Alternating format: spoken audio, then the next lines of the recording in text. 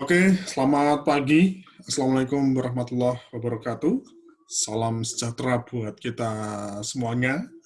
Salam sehat buat teman-teman ya dimanapun Anda berada. Semoga kita selalu diberikan sehat ya.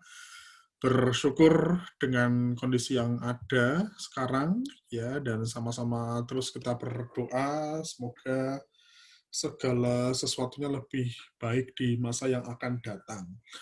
Oke, teman-teman, kita melanjutkan bahasan tentang rekrutmen dan seleksi karyawan ya. Ini seperti yang saya sampaikan di pertemuan sebelum-sebelumnya.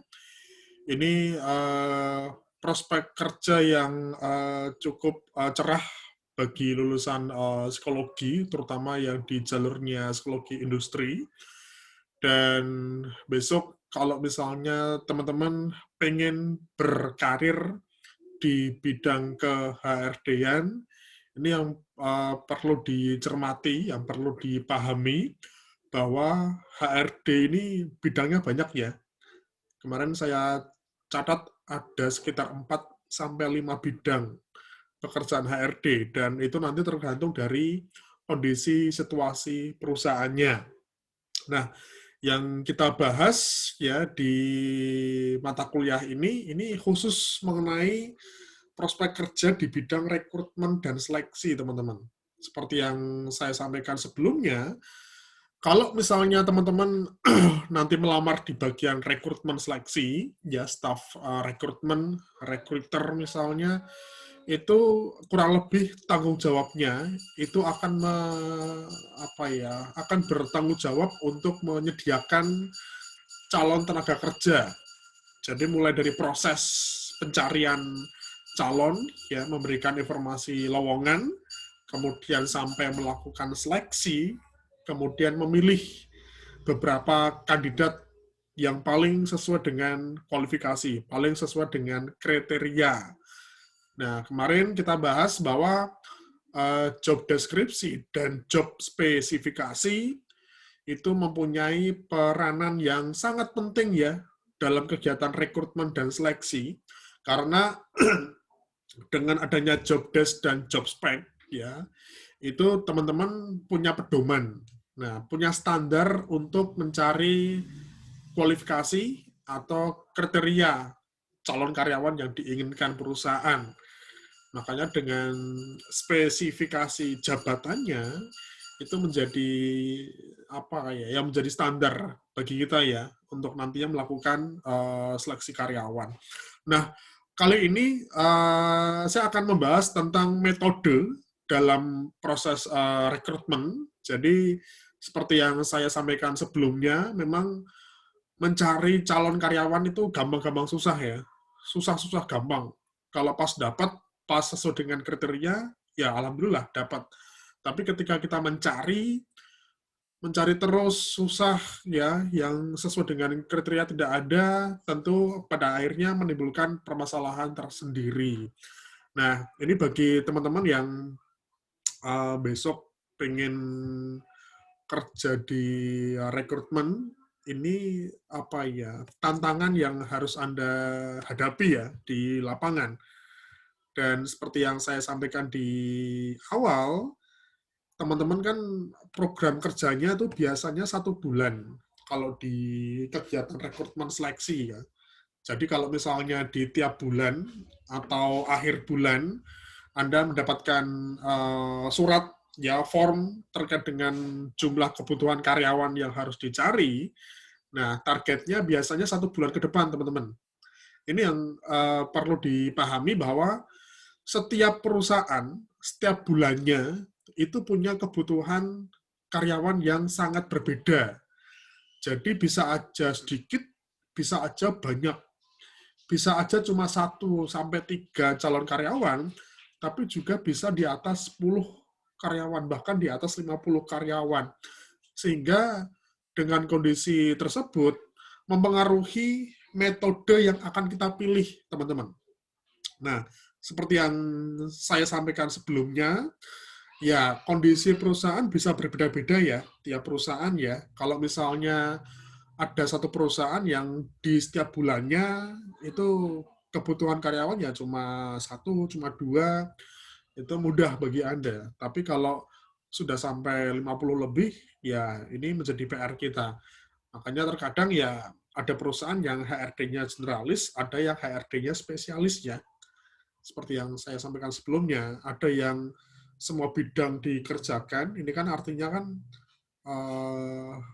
proses atau mungkin lalu lintasnya si karyawan tidak begitu kencang ya. Ini perusahaan-perusahaan yang masih menengah biasanya.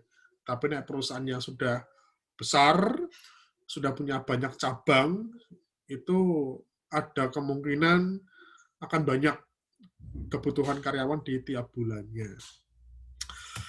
Oke, kita akan bahas metodenya. Nah, gimana sih cara mencari calon karyawan, dan metode yang kita pilih itu nanti akan menyesuaikan dengan PR kita, dengan target kita. Jadi target kita atau PR-nya kita sebagai HRD di setiap bulan, itu jumlah karyawan yang harus dicari bisa beragam ya. Dan nanti berapa jumlah karyawan yang harus dicari, itu nanti akan mempengaruhi bagaimana pemilihan metodenya, caranya. Nah, bagaimana cara mencari calon karyawan? Kita mengenal ada dua metode ya, teman-teman ya. Metode internal dan metode eksternal. Kalau metode internal, kita mencari karyawan, itu posisi si calon karyawan itu masih bekerja di perusahaan kita. Jadi kita mencari orang yang memang secara load pekerjaan tidak terlalu berat ya, dan masih bisa disambi untuk mengerjakan dua pekerjaan sekaligus. Tapi kalau yang eksternal, kita benar-benar mencari dari luar lingkup organisasi. Jadi kalau eksternal ya kita publish ke masyarakat. Kalau ada yang sering lihat informasi lowongan kerja di koran, di website, di sosmed, nah itu yang eksternal. Tapi kalau yang internal, itu memang biasanya tertutup hanya untuk kalangan internal sendiri. Nah, kalau internal, ini apa aja sih yang bisa menjadi pilihan kalau untuk rekrutmen secara internal? Yang pertama promosi ya. Promosi itu naik jabatan. Jadi ada beberapa posisi itu levelnya supervisor atau level manager. Nah, ada beberapa kondisi mungkin perusahaan agak susah mencari calon karyawan yang setara levelnya manager atau supervisor. Dan ada beberapa cara yang bisa dilakukan karena mungkin ya pekerjaan harus segera diselesaikan atau ada beberapa program kerja yang tidak jalan, akhirnya perusahaan menggunakan cara internal, yakni dengan melakukan promosi. Artinya ada satu orang yang akan dipilih ya dari bawah tadi, di bawahannya manajer atau supervisor, itu nanti akan dipilih satu orang yang paling sesuai dengan atau mungkin paling mendekati ya kualifikasi seorang supervisor atau manajer. Karena kalau misalnya kita harus menunggu, ya nyari karyawan nggak gampang ya, teman-teman ya. Nggak segampang kita membeli kacang di warung. Nyari karyawan itu susah, apalagi kalau kualifikasinya, kriterianya itu agak jelimet. Makanya kadang butuh waktu. Nah, terkadang di waktu yang menunggu itu, ya kita menunggu momentum untuk mendapatkan orang, biasanya perusahaan akan menunjuk satu orang sebagai PIC, ya artinya sebagai orang yang sementara akan diserai jabatan sebagai seorang manajer. Nah, itu promosi, teman-teman. Kemudian ada transfer. Transfer itu seperti transfer transfer pemain ya. Jadi kadang ada beberapa perusahaan yang punya grup, teman-teman, yang punya grup perusahaan. Jadi kalau di Jogja semacam Mirota Kampus ya, ada Mirota Kampus, ada Mirota Bakery, ada Raminten misalnya. Nah, ternyata ada satu bagian, katakanlah di Raminten ya, ambil contoh ya, misalnya di bagian finance, bagian keuangan, itu posisinya kosong. Nah, ini tergantung kebijakan perusahaan sih, mau rekrutmen atau mau ngambil dari internal saja. Karena ya kalau rekrutmen eksternal kita publish lowongan dan sebagainya kan juga butuh waktu dan biaya. Tapi kalau yang rekrutmen internal ini prosesnya cepat ya. Kemudian nggak makan banyak biaya biasanya. Nah, contohnya tadi misalnya ada posisi kosong di Raminten bagian keuangan. Nah, ternyata ada bagian keuangan katakanlah di mana di Merota Bakery ya. Itu slow ya, istilahnya nggak terlalu tinggi bebannya, kemudian dipindahkan ya orang yang di Merota Bakery tadi dipindahkan ke Raminten. Jadi ini sebagai gambaran ya teman-teman ya, besok kalau Anda kerja di perusahaan yang punya cabang, artinya punya banyak grup perusahaan, itu sangat mungkin Anda akan dipindahkan, dimutasi. Kalau misalnya memang ada posisi yang kosong di jabatan yang sama dengan Anda. Jadi ini suatu hal yang wajar sih, teman-teman, dipindah tugaskan, ya seperti apa? Seperti di retail ya, di apa? Di Alfamidi misalnya, kemudian nanti kan dipindahkan ke Alfamart misalnya, walaupun walaupun sudah beda PT, tapi kan pemiliknya masih sama ya. Nah, itu juga mungkin juga bisa seperti itu, kayak Trans TV misalnya. Trans TV nanti orangnya pindah ke Trans 7, pindah ke Trans Studio misalnya, atau pindah ke Transvision misalnya. Itu kan banyak grupnya ya, ada Bank Mega misalnya. Nah, kemudian ada rotasi ya. Kalau rotasi itu masih dalam satu lingkup perusahaan, teman-teman. Jadi misalnya bagian marketing, nanti ada yang posisi yang kosong di bagian front office. Nah, nanti akan dipindahkan ya. Atau bisa juga nanti akan ditukar ya, benar-benar di rotasi. Ini ada beberapa kondisi perusahaan juga melakukan rotasi. Selain karena penyegaran bagi karyawan, ini juga buat memaksimalkan produktivitas di beberapa unit, teman-teman. Nah, kemudian ada cara lagi, itu pengayaan pekerjaan. Jadi pengayaan pekerjaan itu double job. Ini juga seringkali dilakukan oleh beberapa perusahaan yang punya budget yang agak minim, teman-teman. Jadi ketika ada satu posisi yang kosong, itu biasanya perusahaan nanti mendouble jobkan ke orang yang memang punya keterkaitan dalam pekerjaan. Jadi misalnya katakanlah di posisi marketing ya, di posisi marketing ada yang di bagian front office, ada yang di bagian desain misalnya. Nah, ternyata orang yang di bagian desain itu keluar, itu resign. Nah, yang di bagian front office itu merangkap pekerjaan sebagai seorang desain. Nah, ya ini tergantung di situasi kondisi perusahaan ya. Ada yang terkadang memang permanen, ada yang memang hanya untuk sementara. Artinya orang merangkap pekerjaan itu sambil menunggu orang baru datang. Nah, itu tergantung lagi nanti dari hasil evaluasinya seperti apa. Kemudian ada lemburan. Nah, lemburan ini seringkali ditawarkan pada karyawan kalau misalnya ada beberapa pekerjaan yang tidak tertangani atau mungkin penambahan program kerja. Jadi walaupun walaupun sudah punya program kerja bulanan, tapi terkadang ada beberapa situasi di unit-unit tertentu itu harus menambah porsi kerjanya. Nah, ini ada pilihan lagi. Ini perusahaan mau nambah orang atau mau memaksimalkan orang yang sudah ada lagi. Kalau misalnya memaksimalkan orang yang sudah ada, itu nanti biasanya orangnya ditawari untuk lembur. Jadi ya jam kerjanya nambah, karena juga pekerjaannya juga menambah. Dan ini ya biasanya insentifnya, gajinya juga tambah. Nah, ini juga ada beberapa orang-orang yang pengen seperti itu. Karena mungkin pengen nabung, pengen tambah penghasilan, kemudian ditawarkan lembur. Nah, hitungan lemburnya itu biasanya per jam. Nanti aturannya untuk berapa insentifnya, itu nanti biasanya mengikuti Undang-Undang Tenaga Kerja, teman-teman. Nah, waktunya nanti menyesuaikan. Ada yang cuma 3 jam, ada yang sampai 4 jam mungkin, ada yang hanya 2 jam. Jadi kalau misalnya jam 4 pulang, jam 5 pulang, nah dia biasanya menambah 2 jam atau 3 jam. Jadi pulangnya jam 8 ya, atau jam 7 misalnya seperti itu. Oke, ini contoh yang sumber internal, teman-teman. Memang nanti tergantung situasinya ya, di perusahaan seperti apa. Karena Kalau di sumber internal itu kan minim budget, ya. Jadi perusahaan tidak banyak keluar duit ya untuk pasang lowongan kerja, harus bikin desain misalnya, nanti harus seleksi lagi misalnya.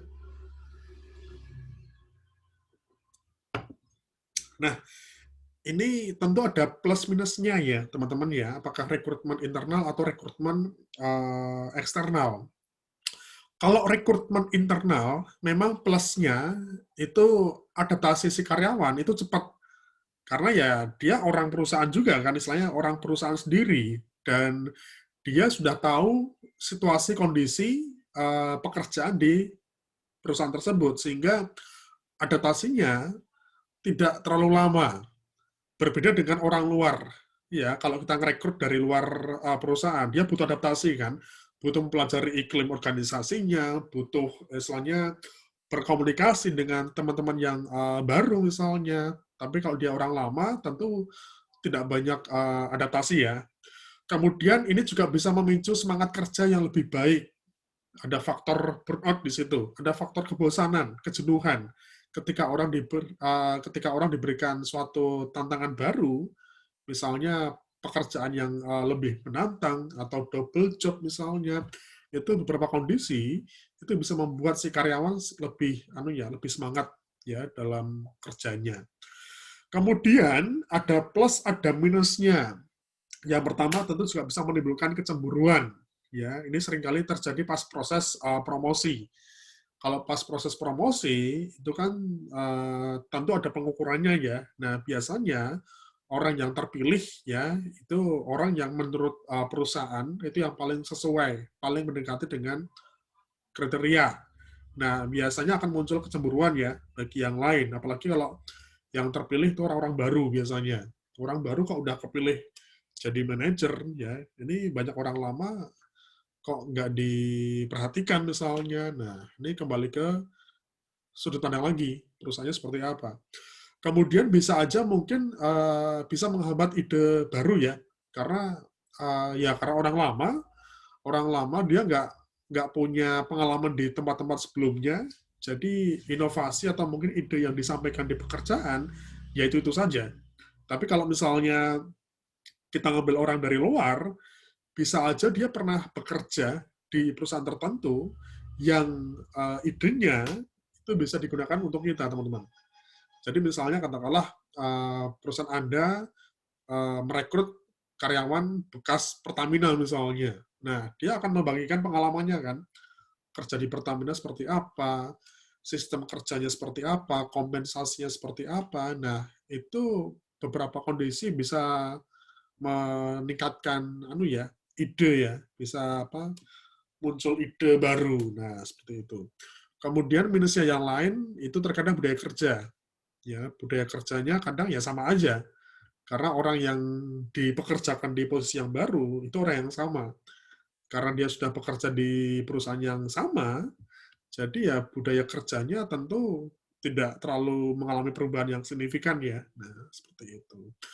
Oke, ya memang sekali lagi tergantung situasi kondisi. Ini biasanya kalau untuk yang rekrutmen internal, ini biasanya dilakukan ketika jumlah calon karyawan yang kita cari itu nggak terlalu banyak biasanya. Jadi ini beberapa situasi kondisi ini sering dilakukan sama HRD yang generalis ya. Artinya yang HRD tidak hanya yang fokus di rekrutmen, tapi dia mengerjakan semua bidang. Dan untuk menyingkat waktu, untuk memudahkan pekerjaan, itu terkadang mengambil cara ini. Ya, jadi rekrutmen internal. Nah, ini nanti juga menyesuaikan situasi dan kondisi. Nah, ada rekrutmen internal, ada rekrutmen eksternal, teman-teman. Rekrutmen eksternal itu seringkali diadakan atau mungkin dilakukan kalau misalnya jumlah calon karyawan yang mau kita cari itu dalam jumlah banyak, teman-teman. Jadi ya ini nanti menyesuaikan dengan arah perusahaannya ya. Saya pernah punya target dalam 1 bulan itu harus menyediakan sekitar 100 karyawan dalam 1 bulan, teman-teman. Bisa dibayangkan. Berarti kalau misalnya kita mencari 100 orang karyawan, paling nggak kita harus mencari calon karyawannya melalui proses rekrutmen, ya paling nggak 2 kali lipatnya. Karena bisa aja yang kita rekrut itu belum sesuai dengan kriteria. Nah, ada beberapa cara, teman-teman, yang bisa yang bisa dilakukan ya. Kalau untuk proses rekrutmen eksternal ini, kalau rekrutmen eksternal itu kan ya kita benar-benar publish keluar. Kita sudah keluar dari organisasi, kita menawarkan ke orang-orang untuk bisa lamar di perusahaan Anda. Nah, yang pertama yang bisa dilakukan itu melalui situs pencarian lowongan kerja. Ini sudah banyak banget teman-teman yang ini bagi teman-teman yang sedang mencari pekerjaan, mungkin juga pernah menggunakan website ini. Nah, yang paling terkenal itu JobsDB dan JobStreet ya, teman-teman ya. JobsDB dan JobStreet ya, itu merupakan situs pencarian lowongan kerja yang memang paling populer di Indonesia. Dan banyak perusahaan-perusahaan yang sudah berskala nasional atau bahkan internasional itu menggunakan jasa JobsDB atau JobStreet. Makanya memang kalau untuk pasang lowongan di 2 website ini memang tergolong mahal ya untuk 1 kali posting saja. Jadi ini modelnya ya seperti model-model sosial media ya, tapi bentuknya lowongan kerja. Anda harus punya akun, ya harus punya username dan password. Nanti ketika Anda sudah login, Anda bisa memilih teman-teman. Anda mau cari lowongan yang di jurusan apa? Oh, psikologi misalnya. Kemudian kalau di JobsDB sama di JobStreet, kita bisa mencari lowongan sesuai dengan kota. Jadi kalau misalnya Anda pengen cari lowongan misalnya di kota Manado, tinggal diklik aja. Kota Sulawesi Utara misalnya atau Manado. Nanti dengan sendirinya akan langsung tersistem ya. Kemudian akan muncul info-info lowongan kerja yang ada di Manado. Makanya kalau di situs pencarian lowongan kerja ini sangat mudah sekarang, sangat praktis ya. Cuma ya itu tadi, saingannya pasti banyak. Makanya terkadang kalau misalnya ada perusahaan yang menggunakan jasa situs ini untuk mencari lowongan kerja, biasanya si HRD itu nanti akan banyak menerima email lamaran kerja, teman-teman. Karena kalau misalnya pakai JobsDB atau JobStreet, itu penggunanya mungkin sudah lebih dari 10 juta. Ya, jadi sudah menjadi sudah menjadi pedoman.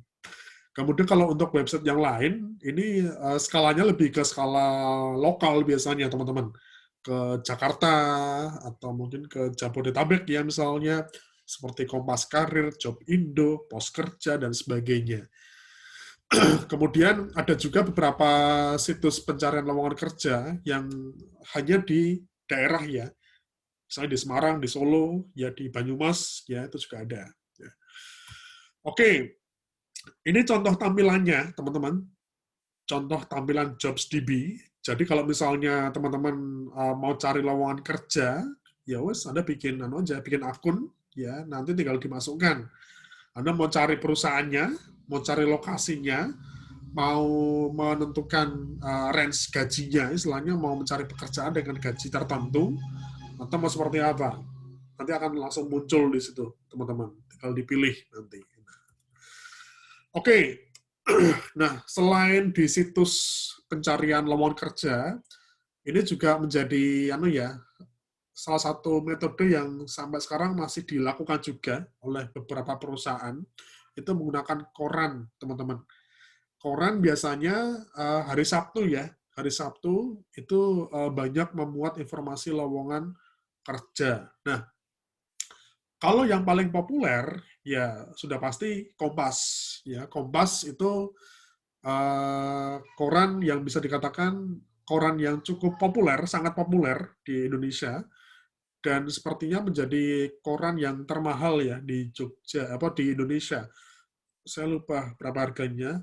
Kemarin kalau tidak salah sekitar 7 ribuan ya untuk satu eksemplar ya untuk Kompas. Nah, di hari Sabtu memang biasanya banyak perusahaan-perusahaan yang berskala nasional bahkan internasional itu pasang info di Kompas. Nah, terkadang gini teman-teman, ada beberapa perusahaan yang memasang informasi lowongan kerja itu mereka sebenarnya nggak murni untuk mencari karyawan, tapi juga ada yang hanya untuk branding, ya, hanya untuk branding, hanya untuk promosi saja, promosi perusahaannya. Tapi kadang mereka juga menyelipkan ya informasi lowongan kerja di situ, ya. Nah, kalau yang skalanya nasional, ya ada berapa koran yang bisa digunakan. Seperti Kompas, seperti Republika, kemudian ada Jawa Pos ya, itu juga skalanya juga nasional. Tapi juga ada beberapa koran yang skalanya skala provinsi atau daerah. Ya, misalnya kalau di Bandung itu ada Pikiran Rakyat. Ya, kalau di Jawa Tengah ada Suara Merdeka misalnya.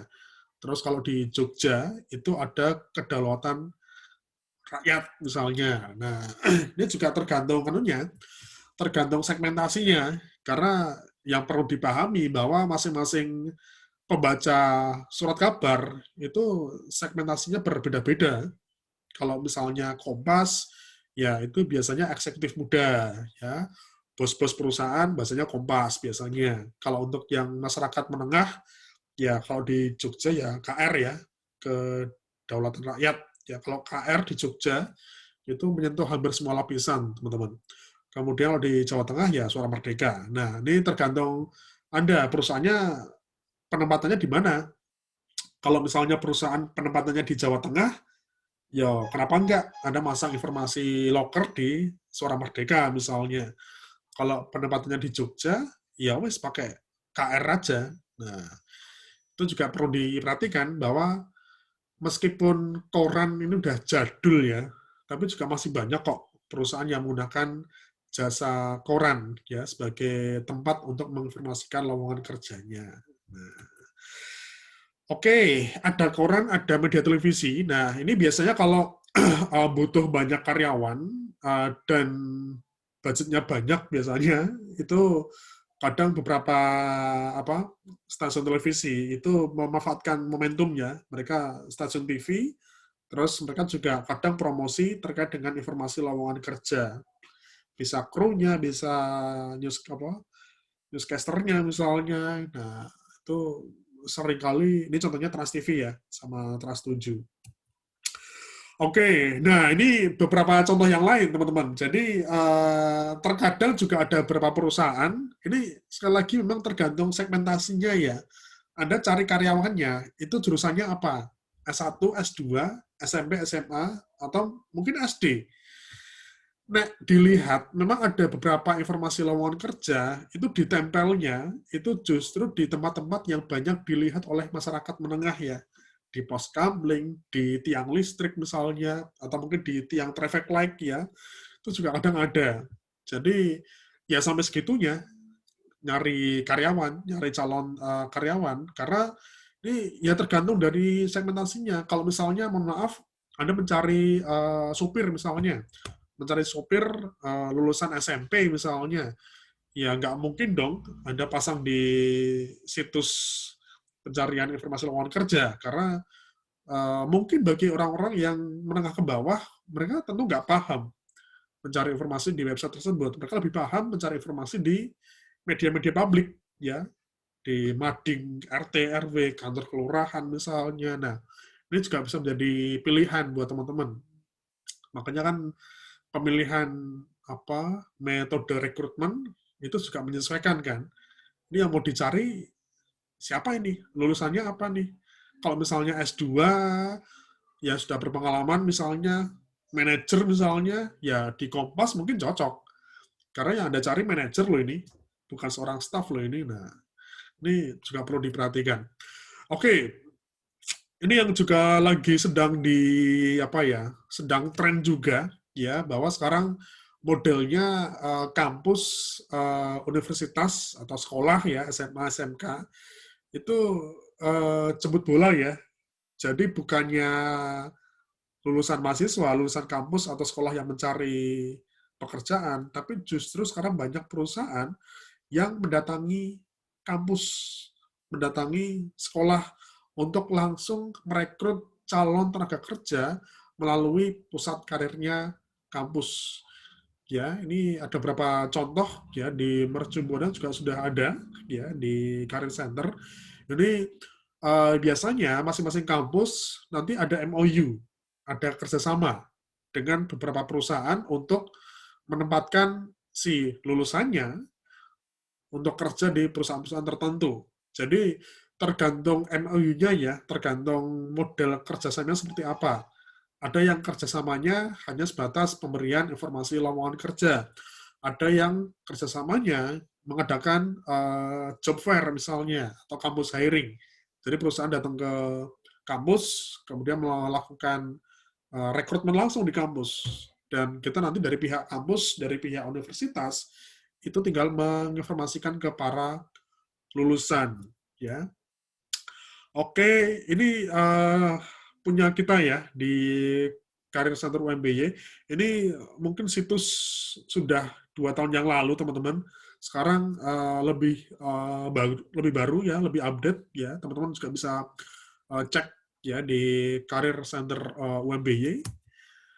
Oke, ini di website kita ya, tapi untuk di website kita sementara belum aktif ya, teman-teman ya. Untuk di UMBY kita masih menggunakan Instagram ya. Oke, kemudian nah ini contoh kampus hiring yang pernah diadakan di Mercu Buana, teman-teman. Ini kalau tidak salah dari Nescafe ya. Sorry, Nescafe atau Kapalapi ya? Atau itu dua hal yang sama, dua brand yang sama. Ini dari kapal api, teman-teman. Tahun 2018, kalau tidak salah, ya kapal api datang ke Mercu Buana untuk melakukan rekrutmen langsung, ya rekrutmen langsung kegiatan perekrutan. Jadi kebetulan dari kapal api itu punya banyak lowongan dan mereka memang ada kegiatan roadshow di Jogja, teman-teman.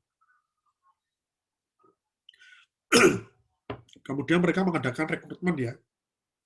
Nah, ini sebenarnya sebelum masa pandemik ya, sebelum COVID, memang kita seringkali didatangi perusahaan untuk melakukan kampus hiring. Nah, ini kita berdoa sama-sama lagi ya. Nanti semoga segala sesuatunya lebih baik ya di masa yang akan datang.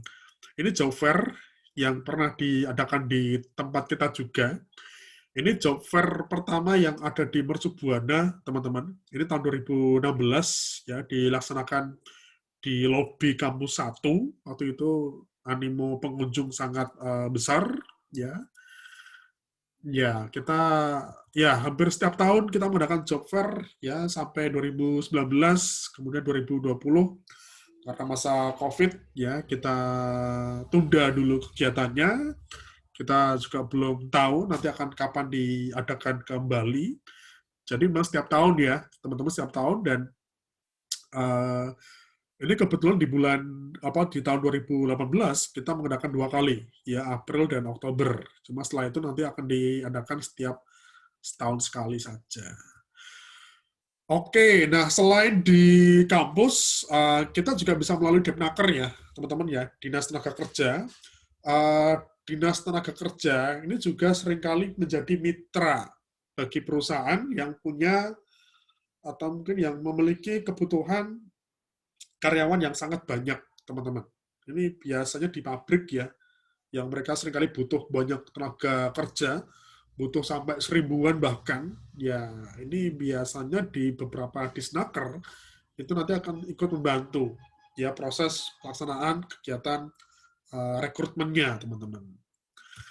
Oke, ini plus minusnya, teman-teman. Ya, tadi kita bahas ya ada metode internal, ada metode eksternal. Nah, kalau plus minusnya untuk yang metode eksternal, pertama ya, kalau kita promosi di luar, kalau kita rekrutmen di eksternal, itu akan memungkinkan kita bisa mendapatkan calon karyawan yang lebih banyak, teman-teman. Karena ya kita publish ya, kita punya banyak pilihan akhirnya. Kemudian yang kedua, tentu akan mendapatkan ide baru. Ya, agak berbeda dengan rekrutmen internal tadi, karena yang direkrut ya orang dalam perusahaan, tapi kalau yang rekrutmen eksternal, ini orang luar. Jadi ada kemungkinan dia akan membawa pengalamannya dulu. Dan itu akan sangat berguna bagi perusahaan tempat dia kerja nanti. Kemudian tentu bisa mengurangi pengangguran ya. Ini tanggung jawab moral juga sebagai perusahaan, sebagai pengusaha untuk membuka lapangan kerja. Nah, minusnya apa? Minusnya ini biasanya adaptasinya yang agak lama, teman-teman. Makanya seringkali ada beberapa kasus ya karyawan resign ya, turnovernya tinggi dan sebagainya. Ya, itu bisa saja mungkin dari sistem perusahaannya, bisa saja mungkin dari kondisi karyawannya yang belum siap untuk memasuki lingkungan yang baru. Tapi ini menjadi PR ya bagi HRD untuk bisa membantu karyawan bisa lebih mengenali tempat kerjanya yang baru.